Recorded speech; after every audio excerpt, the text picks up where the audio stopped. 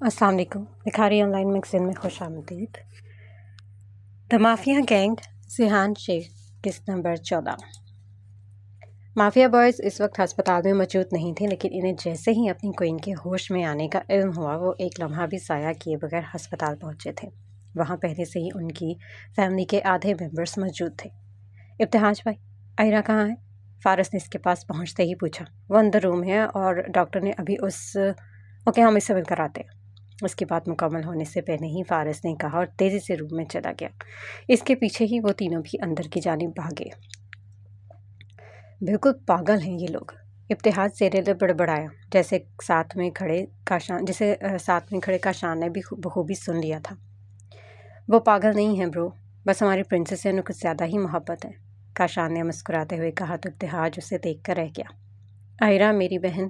وہ چاروں خوشی سے جھومتے ہوئے اس کے کمرے میں داخل ہوئے. اپنے بھائیوں کو دیکھ کر وہ مسکرا دی.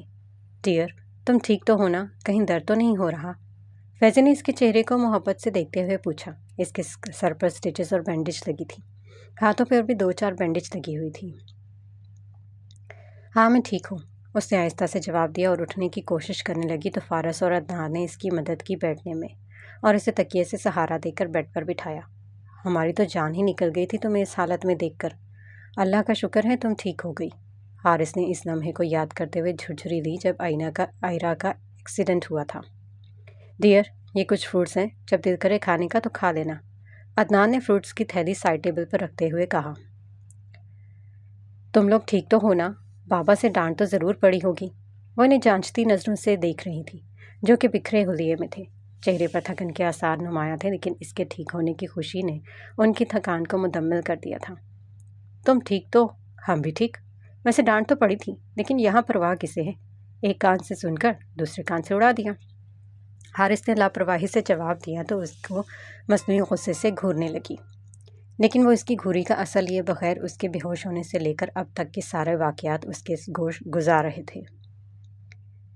کیا مسٹر شاہ نے مجھے خون دیا تھا؟ وہ حیرت کی تصویر بنی ان کی طرف دیکھتے ہوئے پوچھنے لگی تو حارث نے زور و شور سے سر کو ہلایا. ویل ڈیئر، ایک مسئلہ ہو گیا ہے. فیضی کی بات پر فارس نے اسے تنبیہی نظروں سے گھورا. وہ سمجھ گیا تھا کہ فیضی کس کے بارے میں بات کرنے والا ہے. کیسا مسئلہ؟ اس نے استفسار کیا. کوئی مسئلہ نہیں ہے، یہ یوں ہی بول رہا تھا نا فیضی. اس نے آنکھوں سے ہی اس کو خاموش رہنے کا اشارہ کیا. ہاں کچھ خاص نہیں ہے، تم پریشان نہ ہو، اس نے جلدی سے کہا. آئرہ کو اس کی بات پر یقین تو نہیں ہوا، لیکن وہ خاموش ہی رہی کیونکہ اس کا سر درد کرنے لگا تھا. اچھا بہن، تم اب آرام کرو، اب ہم چلتے ہیں. چلو فیضی، آئرہ سے کہتے ہوئے فارس زبردستی فیضی کو دروازے کی طرف گھسیٹتے ہوئے لے جانے لگا. اوکے ڈیئر، ہم باہر ہی ہیں، اگر کسی چیز کی ضرورت ہو نا تو آواز لگا دینا. عدنان نے دروازے پر پہنچ کر اس سے کہا تو اس نے فقط سر کو ہلکی سی جنبش دی. فیضی کے بچے، تم اپنا منہ بند نہیں رکھ سکتے تھے کیا؟ کمرے سے باہر آتے ہی فارس نے دھیمے لہجے میں غصے سے کہا، کیونکہ ان سے فاصلے پر ہی گھر کے لوگ بھی تھے. زبان پھسل گئی تھی برو، ورنہ تو میرا منہ بند تھا. اس نے دانتوں کی نمائش کی. فارس، یہ بات ہم کوئن کو صحت کے پیش نظر اس کو نہیں بتا سکتے، لیکن اس کا جاننا بھی تو ضروری ہے. اب ہم کیا کریں؟ عدنان کی بات بچا تھی. وہ اس کو بنا بتائے درپیش آنے والے مسئلے پر کافی حد تک قابو پا چکے تھے، لیکن پھر بھی ایک بہت ایسا کچھ تھا جس کو قابو میں کرنا بہت زیادہ ضروری تھا. نہیں، ابھی اس کو کچھ بھی بتانا مناسب نہیں ہے. اگر ہم نے بتا دیا تو وہ ابھی ہاسپٹل کو گڈ بائے کہہ دے گی. اسے کچھ دن ریسٹ کرنے دو. یہ پرابلم ہم اپنے طریقے سے ابان شاہ کے ساتھ مل کر حل کر لیں گے. فارس نے اٹل لہجے میں کہا تو سب سر ہلا گئے.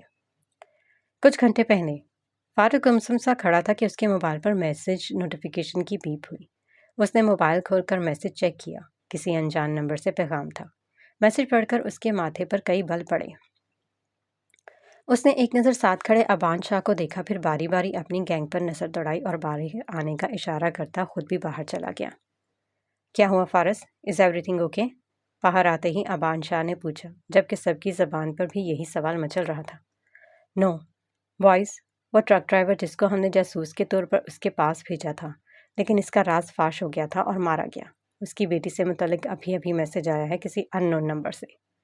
کہتے کہتے لمحہ بھر کے لیے رکیا اور طاہرانہ نظر ان پر ڈال کر اپنی بات کو آگے بڑھاتے ہوئے بولا. اس کی بیٹی کو وہ لوگ اغوا کرنے والے ہیں اور وہ انسان جس نے مجھے میسج کیا وہ ان سب کا ذمہ دار ہمیں ٹھہرا رہا ہے اور اس کو بحفاظت پہنچانے کے لیے بھی کہہ رہا ہے۔ اس نے اپنی بات مکمل کی اور سینے پر ہاتھ باندھے ان کے جواب کا انتظار کرنے لگا۔ فارس، یہ ان کی چال بھی ہو سکتی ہے ہمیں پکڑنے کی، ہمیں کچھ دیر اور انتظار کرنا چاہیے۔ بالآخر ابان شاہ نے اپنے دماغ کے گھوڑے دوڑائے۔ یا بڈی، ہی از رائٹ، ہمیں کچھ دیر اور انتظار کر لینا چاہیے۔ عدنان نے بھی اس کی تائید کی۔ نو بوائز، مجھے نہیں لگتا یہ کہ ان کی چال ہے۔ ہاں لیکن ہماری سسٹر کا ایکسیڈنٹ، یہ بات مجھے کھٹک رہی ہے۔ حالانکہ کسی کو بھی علم نہیں تھا کہ ہم بائک ریس کرنے والے ہیں اور وہ ٹرک۔ میں نے واضح دیکھا تھا کہ اس نے جان بوجھ کر ہماری پرنسس کی بائک کو ٹکر ماری تھی۔ اس نے یہ مٹھیاں بھنجے غصے سے کہا۔ اس کا بس نہیں چل رہا تھا کہ وہ اس انسان کو ڈھونڈ کر اس کا گلا دبا دے۔ تم لوگ شاید بھول رہے ہو کہ تمہارے گھر میں فی الحال ایک ایسا انسان بھی موجود ہے جو تم لوگوں پر پل پل نظر رکھے ہوئے ہے۔ ابان شاہ نے ڈھکے چھپے الفاظ میں اشارہ کیا۔ ان چاروں کو لمحہ لگا تھا یہ سمجھنے میں کہ وہ کون ہے۔ ڈیم اٹ، میں اس شیطان عورت کو کیسے بھول سکتا ہوں؟ ویل، اس مسئلے کو ہم بعد میں ڈسکس کریں گے۔ پہلے اس لڑکی کو بچانا ہوگا اور میں اسے بچانے کے لیے جا رہا ہوں، فارس نے حتمی انداز میں کہا، جبکہ وہ تینوں خاموشی سے ان کی گفتگو ملاحظہ کر رہے تھے کہ تبھی پھر سے فارس کے موبائل پر میسج بیپ ہوا اور اس نے میسج اوپن کیا۔ اسی ان نون نمبر سے میسج تھا۔ دیر نہ کرو، اس کے آدمی کسی بھی وقت پہنچتے ہی ہوں گے۔ اگر اس لڑکی کو کچھ ہوا تو تم لوگوں کے پاس سوائے پچھتاوے کے کچھ ہاتھ نہیں آئے گا۔ میں خود بھی اس کو جا کے بچا سکتا ہوں لیکن اس وقت میں مجبور ہوں۔ لیٹس گو بوائز، اب اور دیر نہیں کرنی چاہیے۔ میسج پڑھتے اس نے چلنے کا کہا تو وہ چاروں بھی بنا کسی آرگومنٹ کے ان کے ساتھ چل پڑے۔ کچھ دیر بعد وہ ولا میں داخل ہوئے۔ سٹنگ ایریا میں قدم رکھا تو وہاں پر کوئی بھی نہیں تھا۔ وہ لوگ خاموشی سے اپنے اپنے کمرے میں چلے گئے اور اپنے مخصوص ڈریس میں تیار ہونے لگے۔ دیکھو، میں اس لڑکی کو تمہارے پاس نہیں کراؤں گا، اس کے علاوہ میں اور کچھ نہیں کر سکتا۔ وہ بے بسی سے فون کال پر کسی سے کہہ رہے تھے جبکہ چہرے پر پریشانی واضح تھی۔ اگر تم نے ہماری بات نہ مانی تو اپنی فیملی کے بارے میں بھی ایک بار سوچ لینا، مقابل نے سرد آواز میں کہا۔ میری فیملی کے ساتھ کچھ مت کرنا پلیز، میں تم سے ریکویسٹ کرتا ہوں، انہوں نے منت بھرے لہجے میں کہا جس کا مقابل پر کوئی اثر نہیں ہوا تھا۔ ٹھیک ہے، پھر جیسا میں کہہ رہا ہوں ویسا کرو اور شام تک مجھے پیسے مل جانے چاہیے۔ مقابل کی بات سن کر ان کو غصہ تو بہت آیا لیکن بر وقت ضبط کر گئے۔ میں پہلے ہی تمہیں بہت پیسے دے چکا ہوں، اب مزید تمہیں نہیں دے سکتا۔ ان کی بے بسی انتہا کو تھی، انہیں سمجھ نہیں آ رہی تھی آخر کرے تو کیا کرے۔ وہ شخص انہیں سڑک پر لا کر ہی چھوڑے گا۔ میں کچھ نہیں جانتا، مجھے پیسے چاہیے تو چاہیے، وہ بھی پہلے سے 2 گنا زیادہ۔ دیٹس اٹ، میں اس جگہ پر تمہارا انتظار کروں گا۔ مقابل سرحد سے اپنی بات کہتا کھٹاک سے کال کاٹ گیا۔ وہ بیچارگی سے فون کو دیکھ کر رہ گئے، اس بات سے انجان کہ ان کی باتیں کسی اور نے بھی سن لی ہیں جو کہ بہت جلد ان پر بھاری پڑنے والی تھی۔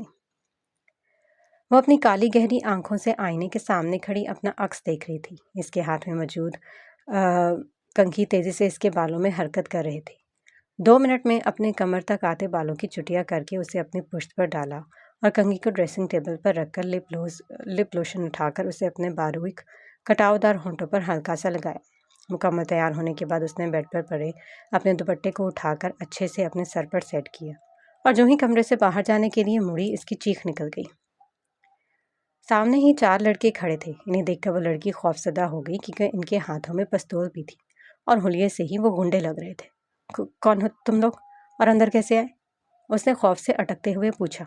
تجھے لینے آئے ہیں، ہمارے ساتھ چل، ان میں سے ایک نے نہایت ہی بدتمیزی سے کہا۔ تم لوگوں کے ساتھ کیوں جاؤں اور تم لوگ اندر کیسے آئے؟ اس نے پھر سے اپنا سوال دہرایا۔ ہم اندر جیسے بھی آئے ہوں اسے تجھے کوئی مطلب نہیں، بس خاموشی سے ہمارے ساتھ چل، اس گنڈے نے سخت آواز میں گھورتے ہوئے کہا اور آہستہ سے قدم اس کی جانب بڑھانے لگا جبکہ وہ خوف سے اپنے قدم پیچھے لینے لگی۔ تم لوگ ہو کون اور مجھے کیوں لینے آئے ہو؟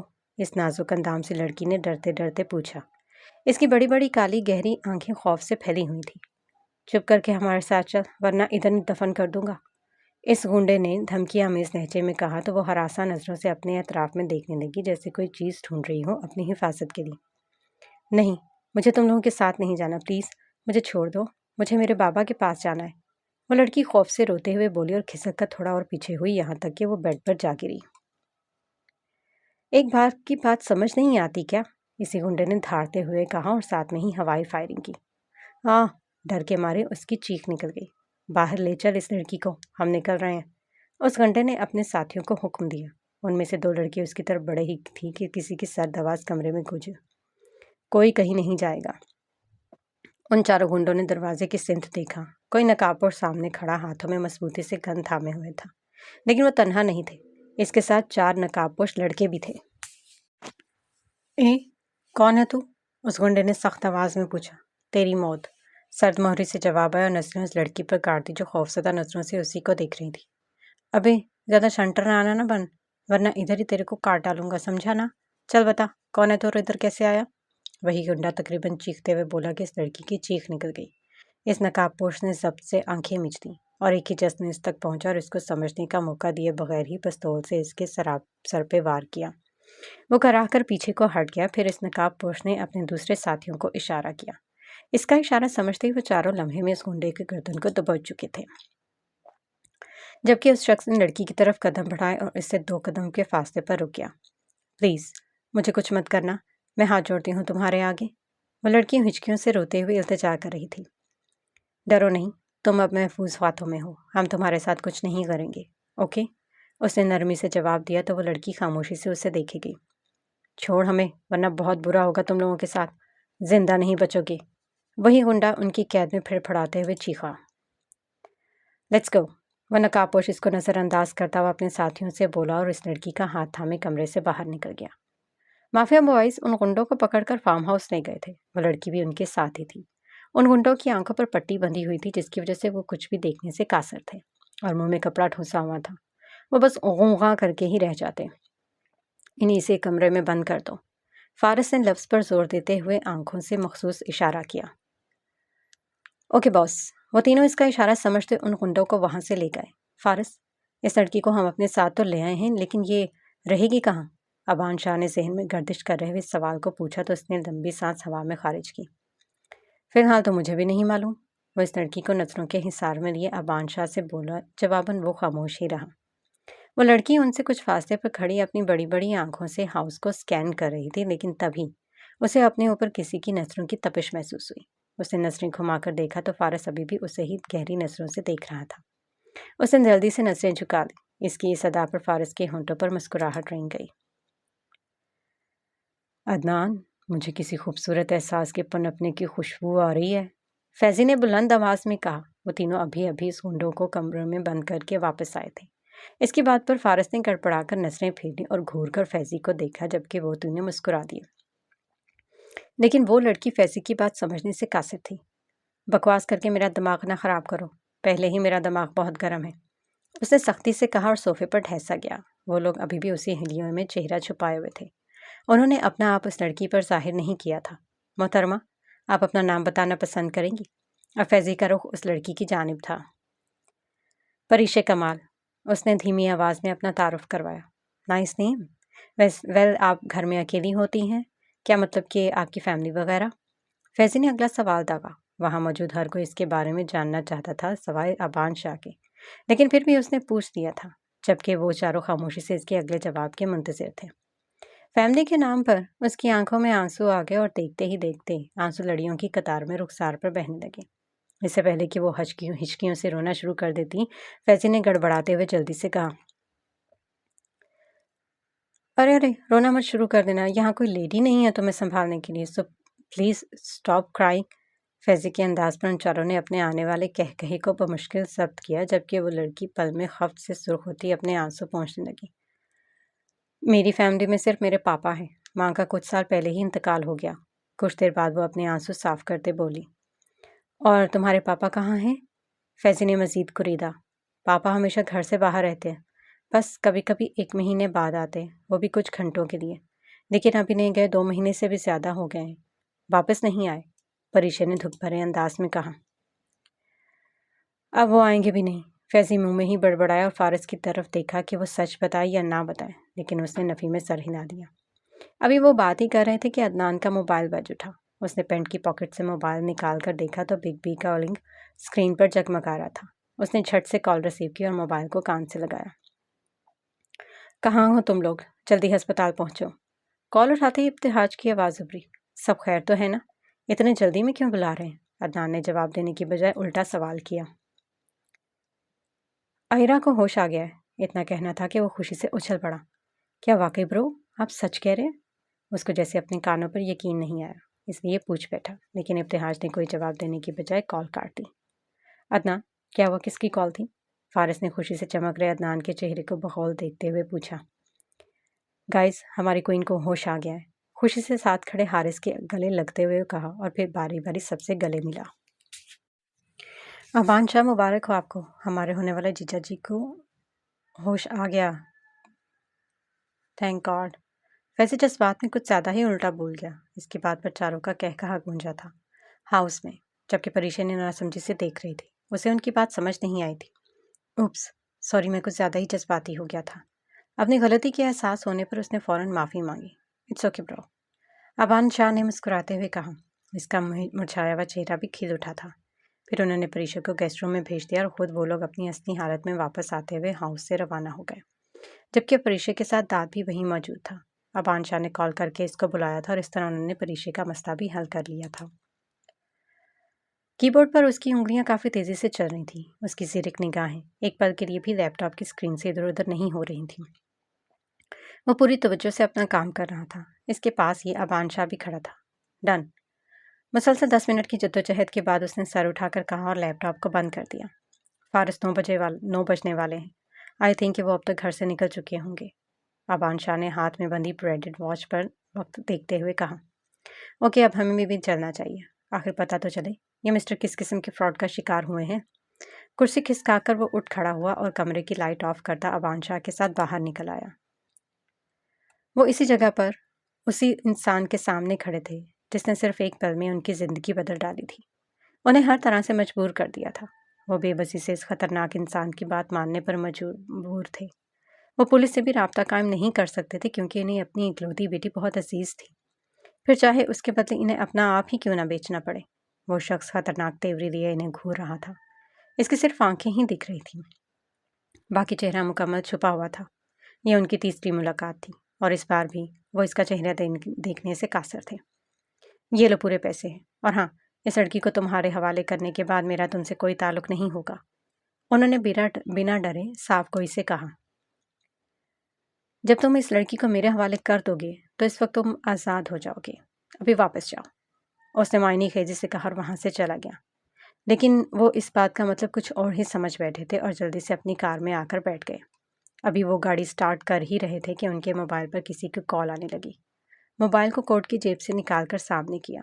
कॉल अननोन नंबर से थी, लेकिन वो पहचान गए थे इस नंबर को। इसने लम्हे में कॉल रिसीव करके मोबाइल को कान से लगाया। मैंने तुम्हारा काम आसान बना दिया है, अब तुम्हें इसको मेरे पास लाने की ज़रूरत नहीं है, बल्कि कुछ और करना है। अब क्या करवाना चाहते हो? उनके सवाल का जो जवाब मिला था उसे सुनकर उनके पसीने छूट गए। वो कितनी ही देर तक मोबाइल को कान से लगाए हनूस बैठे रहे, हालांकि कॉल कट चुकी थी। कुछ ही देर में जब उनके हवास बहाल हुए तो जल्दी से गाड़ी को स्टार्ट किया और अगले ही लम्हे वहां से भगा ले गए। इनके जाते ही वो दो नफूस घनी झाड़ियों के पीछे से निकले और चेहरे से मास्क हटाकर एक दूसरे की तरफ देखा। ये किस लड़की के बारे में बात कर रहे थे? अबान शाह ने सवाल किया। अभी तो मुझे भी नहीं मालूम, लेकिन बहुत जल्द पता लगा लूंगा। फिलहाल मुझे इससे भी ज़रूरी एक अहम काम करना है। फारस चेहरे पर संजीदगी सजाए बोले तो वह सर हिला गया। रात के 1:15 बज रहे थे। वह आहिस्ता से खामोशी के साथ इसके रूम में दाखिल हुआ और नजरें बेड पर लेटे वजूद पर गाड़ दी। कुछ देर तक इसे यूं ही देखने के बाद आहिस्ता से कदम उठाता बेड तक आया और पास रखी कुर्सी को खिसकाकर बेड के करीब ही बैठ गया। माय क्वीन, उसने आहिस्ता से कहते हुए उसका दाहिना हाथ अपने हाथ में लिया, लेकिन वो यूं ही लेटी रही, शायद कि वो सो रही थी। इस थोड़े से अरसे में तुम मेरे लिए बहुत अहम हो गई हो, इतना कि तुम एक लम्हे के लिए भी अपनी आंखों से ओझल नहीं होने देना चाहता। अब तुम सिर्फ अपने भाइयों की प्रिंसेस ही नहीं, मेरी क्वीन भी हो, मेरे दिल की मिल्का। मैंने तुम्हें अपने दिल में इस जगह पर मकाम दिया है जहाँ किसी की रसाई मुमकिन नहीं, माय लेडी। मेरी धड़कनों पर सिर्फ और सिर्फ तुम्हारा राज है और बहुत जल्द तुम मेरी दस्तरस में होगी। वो बेखुद होकर उसे सोया हुआ जानकर अपने दिल की कैफियत बयान कर रहा था। इसका हाथ अभी भी उसने थाम रखा था। मैं तुमसे वादा करता हूँ कि जिस किसी ने भी तुम्हें इस हाल में पहुंचा, इसका वो हशर करूंगा कि इसकी रूह तक काम जाएगी। इसका लहजा हद दर्जा पथरीला था, आंखों से वहशत टपक रही थी, लेकिन अगले ही पल सामने सोए हुए वजूद का ख्याल आते ही वो अपनी असली टोन में वापस आ गया। کتنے ہی خالی لمحے گزر گئے۔ اس کی شہد رنگ آنکھیں اپنے کوید کے چہرے کے ایک ایک نقش کو حفظ کر رہی تھیں۔ دودھیا گلابی رنگت پر سردی سے چھائی ہوئی تھی۔ اس کی بڑی بڑی گہری بھوری آنکھیں گھنی مسکان کی اونڈ میں سو رہی تھی۔ تیکھی کھڑی ناک، گلاب کی پنکھڑیوں جیسے باریک ہونٹ اس وقت مرجھائے ہوئے لگ رہے تھے۔ اچانک نہ جانے اسے کیا خیال آیا کہ بے ساختہ اس کی پیشانی پر زخم والی جگہ پر نرمی سے اپنے لب رکھ گیا۔ پھر باری باری اس نے چہرے پر آئی تمام چوٹوں پر اپنے تشنا لب رکھے، گویا کہ وہ ان زخموں پر مرہم رکھ رہا ہو۔ وہ اپنے چہرے پر کسی کا لمس محسوس کرتے ہلکا سا کسمسائی۔ ابان جلدی سے پیچھے ہٹا اور نظر اٹھا کر گہری نظروں سے اس کا جائزہ لیا۔ پھر اسے سویا ہوا جان کر اس نے اطمینان کی سانس لی۔ تف ہے تم پر ابان شاہ، یہ کیا کر رہے ہو؟ اگر اس کو معلوم ہو گیا تو تمہاری ہڈیاں توڑنے سے پہلے ایک بار بھی نہیں سوچے گی۔ اس نے اپنے آپ کو ڈپٹا، لیکن پھر اگلے ہی پل اپنی بے خودی کا سوچ کر اس کے لب مسکراہٹ میں ڈھلے۔ ایک استحقاق بھری نظر اس پری پیکر چہرے پر ڈال کر آہستہ سے اس کا مخروطی سفید ہاتھ بیڈ پر رکھ کر اٹھ کھڑا ہوا اور انہی قدموں پر خاموشی کے ساتھ کمرے سے باہر نکل گیا۔ ایک نظر ان چاروں بھائیوں پر ڈالی جو بینچ پر بیٹھے بیٹھے ہی سو گئے تھے۔ باقی سب لوگ گھر جا چکے تھے۔ مافیا بوائز نے زبردستی گھر بھیجا تھا، خاص کر اپنی تائی اور تایا جان کو۔ عشرت بیگم تو جانا نہیں چاہتی تھی، لیکن پھر بھی نہ چاہتے ہوئے بھی سلطان صاحب ان کو ساتھ لے گئے، یہ کہہ کہ یہ اگلے دن صبح کو ہسپتال لے کر آ جائیں گے، اور اس طرح وہ راضی ہوتے ہوئے گھر چلی گئی تھی۔ اس کے جاتے ہی آئرہ نے آنکھیں کھول کر دروازے کی جانب دیکھا، جہاں سے ابھی خوبرو نوجوان گیا تھا۔ وہ پہلے سے ہی جاگ رہی تھی اور ابان شاہ کی ساری باتیں بھی سن چکی تھی۔ میں اپنا انتقام لوں گی مسٹر شاہ، اس میں کوئی اور شریک نہیں ہو سکتا۔ ایک بات تو سچ کہی ہے آپ نے کہ میں آپ کی ہڈیاں ہی توڑ دیتی اگر وہ گستاخیاں آپ نے میرے سامنے کی ہوتی۔ خیالوں میں ہی اس سے ہم کلام ہوتی اس کی منمانی یاد آتے ہی بے ساختہ اس کے ہاتھ چہرے پر آئے زخموں پر گئے، جہاں وہ ابھی بھی ابان شاہ کا نرم گرم لمس محسوس کر رہی تھی۔